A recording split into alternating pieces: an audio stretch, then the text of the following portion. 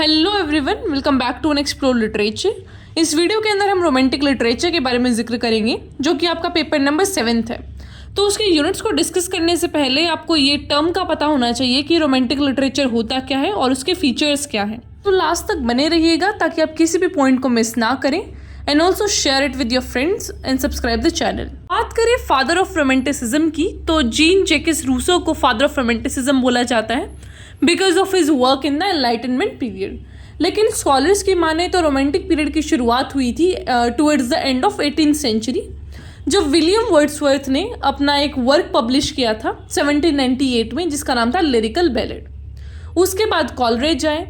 लेकिन अब क्वेश्चन ये आता है कि भाई पहले भी तो लिखा जा रहा था ना, लोग इतने सालों से लिख रहे थे, तो इसको ऐसा पर्टिकुलर नाम क्यों दिया गया कि दिस इज रोमांटिक लिटरेचर या फिर ये रोमांटिक पीरियड का शुरुआत हो गया है। तो उसमें क्या क्या फ़र्क था, वो नियो क्लासिकल पीरियड से कैसे अलग था, ये जानना आपके लिए बहुत इंपॉर्टेंट हो जाता है। तो इसके लिए हम सारे फीचर्स को डिस्कस करेंगे जो कि रोमांटिक लिटरेचर के अंदर थे और वो पोएम्स और वेरियस नॉवेल्स के अंदर भी देखे जा सकते हैं। तो अगर आप ये सारे फीचर्स अभी डिस्कस कर लेते हैं तो जब आप इन वर्क्स को देखेंगे, इन पोएम्स को डिस्कस करेंगे या फिर फ्रैंकेनस्टीन जैसे नॉवल को डिस्कस करेंगे, तो आपको पता चलेगा कि ये फीचर इस वर्क में यहाँ पे आया है।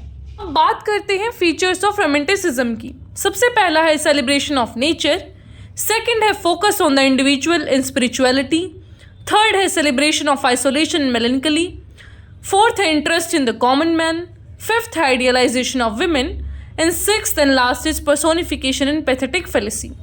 ये मैंने मेन ग्रुपिंग्स में डिवाइड कर दिए हैं और काफ़ी भी हो सकते हैं, लेकिन this 6 are the main features. अब हम इनको डिटेल में डिस्कस करेंगे एक एक करके। So the first one is celebration of nature.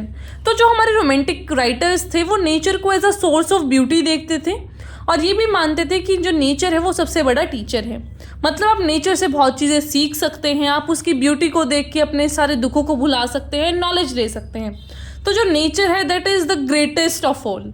तो ये चीज़ मानते थे रोमांटिक राइटर्स। तो नेचर को बहुत ज़्यादा इंपॉर्टेंस दी गई है। अगर आप वर्ड्सवर्थ, कॉलरेज, इन सबके वर्क्स को पढ़ेंगे तो आपको पता चलेगा कि कैसे उन्होंने एक छोटी छोटी चीज़ों को उठा के सेलिब्रेट किया है कि नेचर हमें ये चीज़ ऑफर करता है and how beautiful it is. Second है focus on individual and spirituality, कि जो रोमांटिक राइटर्स थे वो इनवर्ड जो थी चीज़ें उनके बारे में बातें करते थे कि जो इंडिविजुअल है उसकी क्या एक्सपीरियंस है। और ये जब सारी चीज़ वो बहुत ही इनवर्ड सेंस में बात करने लगे, जब वो एक इंसान की इंडिविजुअलिटी की बात करने लगे, तो सेंस ऑफ स्पिरिचुअलिटी भी बढ़ा रोमांटिक वर्क्स के अंदर, जहाँ पे फिर वो सुपरनेचुरल एलिमेंट्स की बात करने लगे। तो एक इंडिविजुअल पे भी फोकस किया गया है and on the other hand spirituality को भी दिखाया गया है कि how this individual is practising spirituality.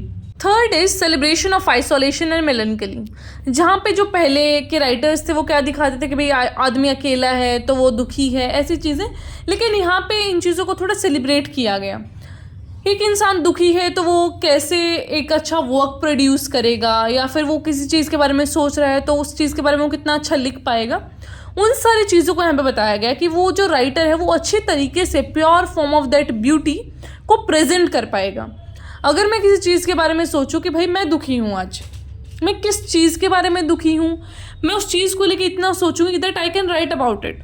तो उसको नेगेटिव सेंस में ना लेके एक इस तरीके से ले रहे हैं कि भाई वो भी आर्ट को एक्सप्रेस करने का एक तरीका है। फिर नेक्स्ट आता है interest in the common man, जहाँ पे पहले राजा के बारे में लिखा जाता था, उसके कोर्ट के बारे में लिखा जाता, मतलब रॉयल लोगों के बारे में लिखा जाता था।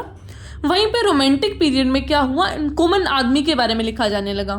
कॉमन मैन क्या करता है, कैसा उसका लाइफस्टाइल है, कैसी क्या उसके रिलेशंस हैं, कैसे उसके इमोशंस हैं, कैसा उसका काम है, वो सारी चीज़ों के बारे में लिखा जाने लगा। और जो विलियम वर्ड्सवर्थ हैं वो सबसे पहले पोएट थे जिन्होंने एम्ब्रेस किया था अपने कॉन्सेप्ट ऑफ राइटिंग में, ताकि जो कॉमन आदमी है उसको समझ सके, इंजॉय कर सके, और एक नॉर्मल से वे में लिखा उन्होंने ताकि कॉमन आदमी की वो समझ में आ सके उसका स्टाइल। विलियम वर्ड्सवर्थ ने ट्राई किया कि उनका जो स्टाइल है और जो भी रेफरेंसेस हैं क्लासिकल वर्क्स के वो इस तरीके से रहे ताकि वो सिंपल और एलिगेंट लैंग्वेज में रहें और कॉमन आदमी को समझ आ सके। The next feature is idealisation of women, कि जो विमेन हैं उनको ऐसा प्रेजेंट किया गया कि भाई वो बहुत ही प्योर हैं, ब्यूटीफुल हैं, और ऐसा कि मतलब वो लव इंटरेस्ट के काबिल हैं। उनको एक ब्यूटी का सिंबल ही दिखाया गया और कुछ चीज़ का ऐसा रिप्रेजेंट नहीं करती वो, दे आर जस्ट ब्यूटीफुल, पायस और बस प्यार करने लायक। आयरनिकली जो मोस्ट नोटेबल नॉवेल्स हैं उस टाइम की वो लिखी गई हैं बाय विमेन, जैसे कि Jane Austen, Charlotte Bronte, Mary Shelley. लेकिन उन्होंने क्या करा, मेल शुडोनियम्स के अंदर लिखा। मतलब कि अगर मैं लिखती हूँ तो मैं एक मेल के नाम से लिख रही हूँ ताकि लोगों को पता ना चले कि भाई ये एक औरत ने लिखी है, क्योंकि उस टाइम पे जो विमेन थी उनको इतना रिकग्निशन नहीं मिल रहा था और उनके वर्क्स को भी पब्लिश ना किया जाता अगर लोगों को पता चलता ये एक औरत का वर्क है। तो उन्होंने इस तरीके से अपने वर्क्स को पब्लिश करवाया, लेकिन later people get to know about them और फिर उनको रिकग्निशन मिला। लेकिन जो ये हमारा रोमांटिक लिटरेचर है उसके अंदर विमेन को एज अ परफेक्ट बीइंग दिखाया गया है। Then last feature is personification and pathetic fallacy, कि जो रोमांटिक लिटरेचर का वर्क है उसके अंदर बहुत सारा पर्सोनिफिकेशन आपको मिलेगा। पर्सोनिफिकेशन का मतलब होता है किसी ऑब्जेक्ट या फिर एनिमल के अंदर ह्यूमन इमोशंस या फिर फीलिंग्स डाल के ऐसे देखना, ठीक है। और फिर उसके बाद है पैथेटिक फेलिसी। इसका मतलब मैंने पूरा ऐसे डाला है यहाँ पे, fallacy is an idea which many people believe to be true but which is in fact false because it is based on incorrect information और रीजनिंग।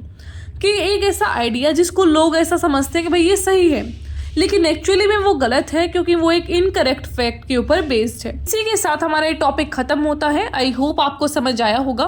फिर भी कोई क्वेश्चन या फिर क्वेरी है तो उससे आप comment box, Telegram, Instagram, email, जहाँ भी आपका मन करे वहाँ पूछ सकते हैं। I will answer that. Also you can comment down कि आपको किस टॉपिक पर वीडियो चाहिए। आई नो आप लोगों ने बहुत सारे कमेंट कर रखे हैं एंड आई एम स्लोली ऐसा processing that. I am also working on the topics जिसके ऊपर आपने वीडियो रिक्वेस्ट किया है, so don't worry, you will get video on that. So don't forget to subscribe my other channel that is Kiran Singh. तो उस पर आपको जी और जो भी आपका हिंदी साहित्य है, एक्स्ट्रा जो भी आपके टॉपिक्स हैं उन पे आपको वीडियो उस चैनल पे मिलेगा। इस पर सिर्फ हम लिटरेचर का डिस्कशन करेंगे। तो उस चैनल के रिगार्डिंग भी मैं एक पोल डाल दूंगी, तो वहाँ पे आप अपने टॉपिक्स या फिर जो भी कमेंट, क्वेरीज, जिस पे भी आपको जो भी चाहिए वीडियो, वो आप अलग से करिएगा क्योंकि उस चैनल पे भी काफ़ी काम चल रहा है अभी। तो I am working, I know थोड़ा लेट हो रही हैं आपकी बात चीज़ें, लेकिन there are several things going behind the curtains, ठीक है। तो काफ़ी चीज़ें आपके लिए आने वाली हैं, तो don't worry about that. What I was saying is कि हाँ, 4K सब्सक्राइबर्स करवा दीजिए जल्दी से। We are a family of 3.6 now, बहुत क्लोज हैं हम 4K के, तो वो भी करवा दीजिएगा। All right, bye bye, take care.